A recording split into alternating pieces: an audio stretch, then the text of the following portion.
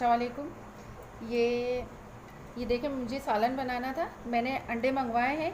तो आप अंडों का हाल देखें ज़रा। ये अंडे मेरे पास पहले रखे थे फ्रिज में, ये फ्रिज वाले अंडे हैं जो मेरे पास रखे थे, मैंने सालन के लिए पानी में डाले। ये देखें, ये 6 के 6 अंडे पानी में डूब गए। और फिर मैंने दुकान से ये 6 अंडे फिर मंगवाए हैं।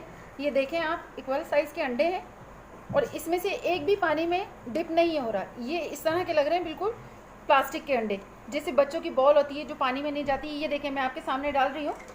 ये देख, ये ऊपर आया, ये दूसरा भी ऊपर आ गया, ये तीसरा भी ऊपर आ जाएगा, ये चौथा भी, और ये पांचवा, और ये हो गया छठा।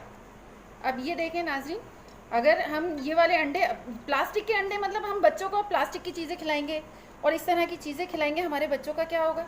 ना बच्चे पढ़ने काबिल रहेंगे, ना बच्चे कुछ करने के काबिल रहेंगे। हम टैक्स भी भरेंगे, हर चीज़ करेंगे, लेकिन हमारी गवर्नमेंट क्या कर रही है? किसी चीज़ का ख्याल नहीं कर रही है। हर चीज़ हमारे बच्चों को नकली मिल रही है। अंडे भी अब नकली आने शुरू हो गए। मुर्गी तो थी इंजेक्शनों वाली, अब अंडे भी हमारे बच्चे प्लास्टिक के खाएंगे। अब देखें अब क्या होगा इसका।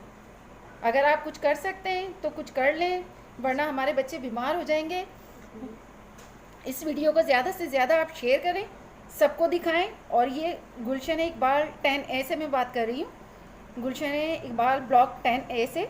और ये हर शॉप पे हैं ये अंडे। अगर कोई रोक सकता है रोक ले। मेरी आवाज़ जिसको भी जा रही है, आप ज़्यादा से ज़्यादा शेयर करें, अपने बच्चों को बचाएं इन चीज़ों से।